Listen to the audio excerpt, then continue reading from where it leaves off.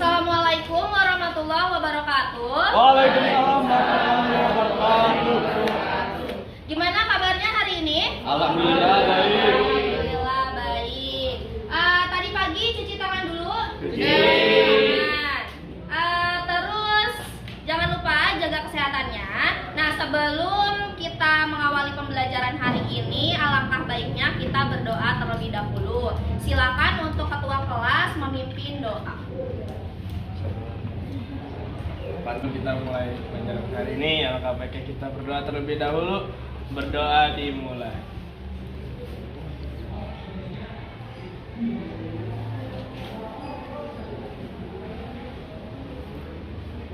Berdoa selesai.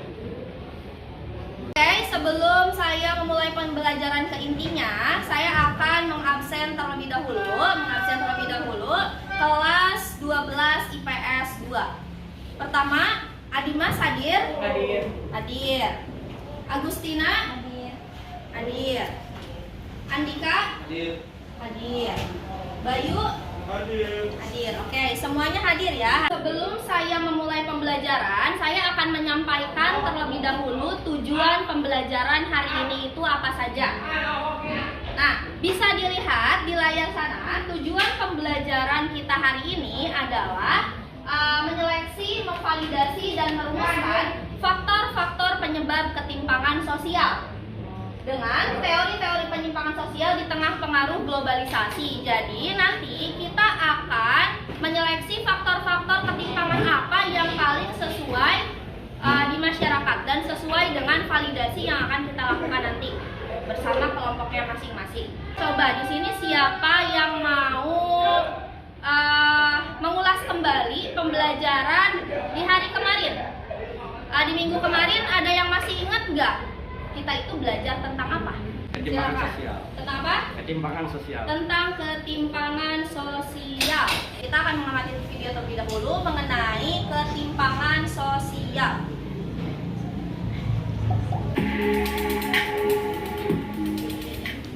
Halo sahabat sosiologi, pernahkah kalian membaca berita tentang seorang kakek tukang parkir yang pingsan di pinggir jalan karena kelaparan saat corona? Lalu apakah kalian juga pernah melihat para YouTuber yang membeli mainan dengan harga puluhan juta atau mereka yang membeli produk makanan Oreo Supreme? Ada orang kaya yang tajirnya agak keturunan. Mereka tak ragu membeli 3 biji biskuit seharga Rp600.000. Padahal bagi masyarakat kelas bawah, uang tersebut bisa mereka gunakan untuk memenuhi kebutuhan mendapatkannya dengan mudah. Contoh lainnya dari ketimpangan sosial. Oke, jadi tadi setelah kita menyaksikan video yang ada di layar, ada dua pertanyaan yang akan saya tanyakan kepada kalian. Yang pertama, bagaimana pendapat Anda tentang ketimpangan sosial di Indonesia? Dan untuk pertanyaan kedua, ini ada faktor apa saja yang menyebabkan ketimpangan? Nah, sekarang siapa yang mau menjawab pertanyaan nomor 1? Ketimpangan di Indonesia itu menurut pendapat kalian seperti apa? Siapa yang mau? Silakan. Nama saya Diva Putri Sami, perwakilan dari kelompok 5. Bagaimana pendapat Anda tentang ketimpangan sosial di Indonesia? Tadi saya lihat dari video, kan Indonesia tuh negara keempat setelah India, Rusia, dan Thailand. Otomatis Indonesia tuh berarti memiliki ketimpangan sosial sangat tinggi, yang menyebabkan tadi angka kriminalitas semakin tinggi, pengangguran semakin tinggi, terus pengangguran juga, terus ekonomi juga semakin berkurang. Terus banyak juga rasisme. Itu yang saya dapat dari video.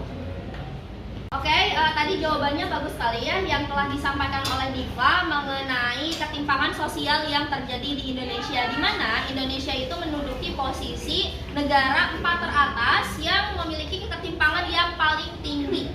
Timpang itu apa? apa sih? Timpang itu tidak seimbang. Artinya kekayaan yang dimiliki oleh orang Indonesia itu tidak seimbang antara satu warga dengan warga yang lainnya. Sekarang beralih ke pertanyaan nomor 2. Nomor 2 di mana pertanyaannya itu adalah faktor apa sih yang menyebabkan ketimpangan sosial? Siapa yang mau berpendapat? Perkenalkan, saya Jaludin Saidi dari perwakilan dari kelompok 5 ingin menjawab pertanyaan nomor 2 itu faktor apa saja yang menyebabkan ketimpangan sosial. Salah satunya ada faktor internal. Faktor internal atau faktor penyebab dari dalam diri sendiri menyebabkan ketimpangan sosial. Faktor internal berasal dari rendahnya kualitas diri seseorang. Contohnya, kemiskinan yang mengengkang masyarakat kelas bawah. Faktor internal menyebabkan individu kesulitan untuk mengubah diri karena pemikiran dan upaya. Dan yang kedua ada faktor eksternal, faktor penyebab dari luar. Faktor penyebab dari luar ini karena aturan atau hukum yang berlaku. Aturan ini berasal dari lingkungan, daerah atau negara. Faktor eksternal menyebabkan masyarakat kesulitan untuk mengembangkan diri. Dampak terjadi ketimpangan sosial seperti ini, kemiskinan. Lalu ada faktor lain pemicu dari ketimpangan sosial ini. Yang pertama ada kondisi demografis, kondisi pendidikan, kondisi ekonomi, kemiskinan, kesehatan, letak geografi, dan kurangnya lapangan pekerjaan. Sekian dari saya, terima kasih. Tadi jawaban dari Jalul juga sama, bagus ya. Jadi ada 2 penyebab sebenarnya. Ada 2 penyebab dari terjadinya ketimpangan sosial di masyarakat. Yang untuk sekarang selanjutnya di sini ada pemilihan tutor sebaya. Ya, sekarang kita belajar bukan cuma dari saya aja, tetapi kita hari ini belajar dari tutor sebaya atau belajar dari teman kalian sendiri. Ya, sebaya itu dipilih oleh kalian atau bisa mengajukan diri sendiri menjadi seorang tutor. Gitu. Di sini siapa yang kira-kira mau mengajukan diri jadi tutor sebaya? Saya mau mengajukan diri menjadi tutor sebaya. Oke, Aul dan Saya mau mengajukan diri menjadi tutor sebaya. sudah 2 ya, sudah 2 orang yang mau mengajukan diri menjadi tutor sebaya. Yang lainnya ada yang mau memilih nggak? Memilih temannya sendiri untuk menjadi tutor sebaya. Siapa yang mau milih kira-kira? Mita dan Ispa, Bu.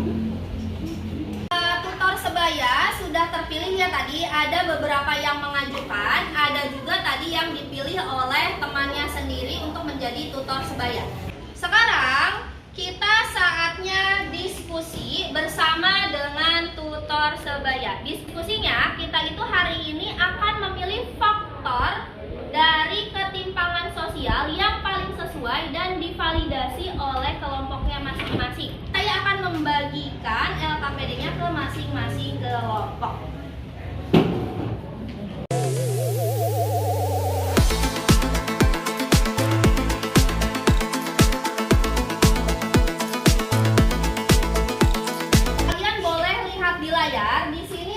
QR, ada barcode yang bisa kalian scan. Isinya adalah e-book, ya. Isinya adalah e-book di mana di sana ada teori-teori yang bisa memvalidasi faktor-faktor ketimpangan sosial.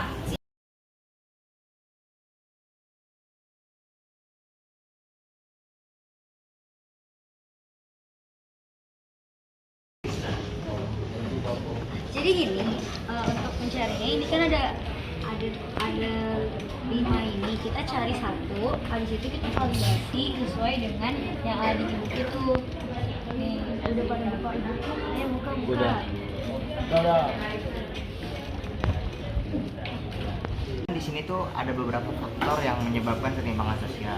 Saya sebagai tutor sebaya ini harus menganalisis nih salah satu faktor mana yang benar, lalu dikasih tahu pada kalian tentang faktor tersebut. Jadi tadi kita udah pilih satu faktor yang menurut kita tuh paling cocok lah sebagai faktor utama. Nah kan kita pilih tingkat pertumbuhan pembangunan yang tidak merata. Dan sekarang tuh tugas kita tuh nyari yang sesuai di e-book tadi. Yang menurut kita yang paling masuk sih ke faktor ini. Jadi kita nyari bukti kenapa faktor ini tuh bisa jadi faktor utama gitu. Untuk hasil validasinya tuh, jadi misalkan kita pilih nomor 2 nih, yang kita faktor penyebabnya kita pilih nomor 2, itu tuh harus ada faktor sendiri gitu, terus sumber-sumbernya dari mana, dari ilmuwan siapa gitu, teori siapa ya, gitu.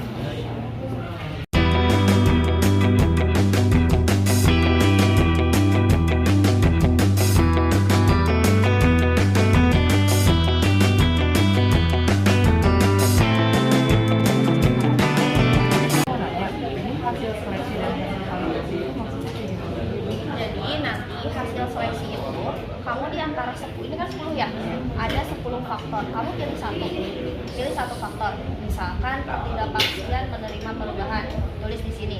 Nah, hasil validasinya ini adalah kata-kata yang ini dibuktikan sama teorinya siapa, sesuai nggak sama teorinya, misalkan Max Weber. Sekarang kita waktunya presentasi kelompok, hasil dari validasi masing-masing kelompok. Nanti kalian tinggal bacakan ke depan. Yang membaca itu adalah tutor sebayanya 1, anggotanya 1. Oke, tutor sebaya 1, anggotanya 1. Silakan kelompok mana dulu yang mau mempresentasikan hasil validasinya. Kelompok saya, Bu. Assalamualaikum warahmatullahi wabarakatuh. Waalaikumsalam warahmatullahi wabarakatuh. Kami dari kelompok 4 ingin mempresentasikan hasil diskusi kami, yaitu yang faktor penyebab ketimpangan sosial. Kami mengambil nomor 10 yang kondisi pendidikan yang tidak merata. Nah, hasil validasinya kami sesuai dengan teori Emil Durkheim, yaitu ketimpangan berfungsi untuk menciptakan sistem meritokrasi, yaitu sistem yang digunakan untuk menilai seseorang berdasarkan kualitas dan keahliannya. Masyarakat yang berpendidikan dan berketerampilan rendah mengisi pekerjaan dengan penghasilan yang rendah juga. Terima kasih kepada kelompoknya Rifki dan Faras ya yang sudah membacakan hasil validasinya, bahwa tadi memilih nomor berapa? 10. Nomor 10. Sesuai dengan teorinya siapa? Dengan teori Emil Durkheim. Teorinya Emil Durkheim. Oke, berdasarkan teorinya Emil Durkheim. Sekarang kelompok siapa lagi yang mau? Oke, kelompoknya Charlie terlebih dahulu. Assalamualaikum warahmatullahi wabarakatuh. Waalaikumsalam. Di sini kami akan mempresentasikan faktor penyebab ketimpangan sosial. Kami memilih nomor 5, yaitu eksploitasi dan dominasi para penguasa. Baik, hasil validasinya, faktor ini sesuai dengan teorinya dikemukakan oleh Max Weber, yaitu dimensi kekayaan, penguasaan yang mendominasi. Dibuktikan juga oleh pernyataan Max Weber, yaitu harta 4 orang terkaya di Indonesia setara dengan 100 juta warga miskin. Baik, silakan kasih aplaus untuk kelompok yang sudah ke depan. Tadi sudah ada 2 kelompok yang sudah memvalidasi mengenai ketimpangan sosial. Sekarang untuk kelompoknya Mita ya.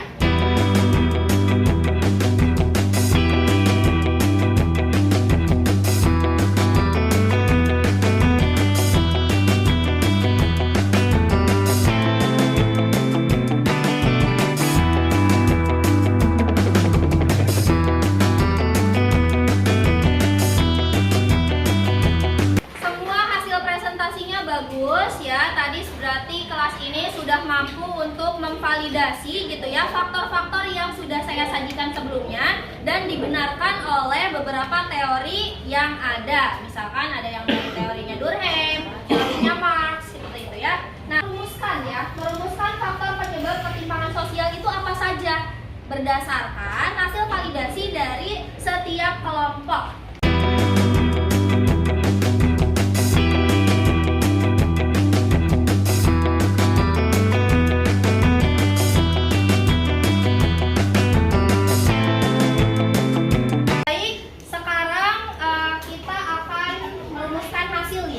Jadi berdasarkan tadi diskusi beberapa kelompok, diskusi semua kelompok, bahwa ternyata menghasilkan 3 faktor ya, menghasilkan 3 faktor dari ketimpangan sosial. Siapa yang mau membacakan? Hasil rumusan faktor ketimpangan sosial: 1. Perbedaan fasilitas umum di pedesaan dan perkotaan. 2. Eksploitasi dan dominasi para penguasa. 3. Kondisi pendidikan yang tidak merata. Tadi berdasarkan hasil dari diskusi kita semua bahwa telah ditentukan dan ditetapkan oleh kelas 12 IPS 2 ada 3 ya, ada 3 faktor penyebab dari ketimpangan sosial. Yang pertama itu adanya perbedaan fasilitas umum di pedesaan dan perkotaan. Yang nomor 2 adalah eksploitasi dan dominasi para penguasa. Dan yang terakhir nomor 3 ada kondisi pendidikan yang tidak merata. Jadi ini adalah 3 faktor utama yang menyebabkan ketimpangan sosial. Selanjutnya, sekarang kita adakan asesmen akhir. Ya, asesmen akhir. Di sini kalian boleh silakan scan barcode yang ada di depan. Ini ada kuis. Ya, kuisnya itu adalah kuis benar salah, true or false.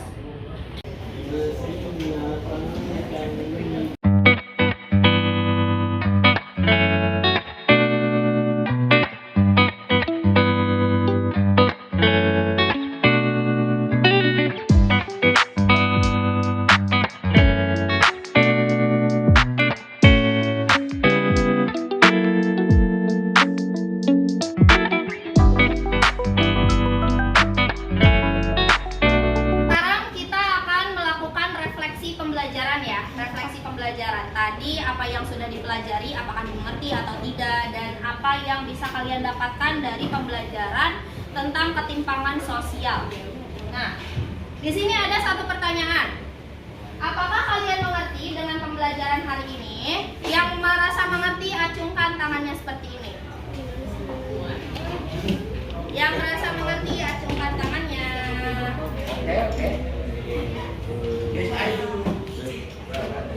Oke. Di sini ada pertanyaan kedua. Apa yang kalian dapatkan dari pembelajaran hari ini? Ada hikmahnya nggak sih pembelajaran hari ini tuh? Atau cuma sekedar senang-senang aja hari ini mah gitu? Siapa yang mau? Jadi apa sih yang dapat kita simpulkan dari pembelajaran hari ini?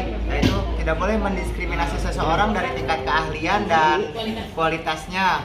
Terus jadi kita tahu bahwa di Indonesia ini masih banyak ketimpangan sosial. Ternyata Indonesia banyak ketimpangan juga ya.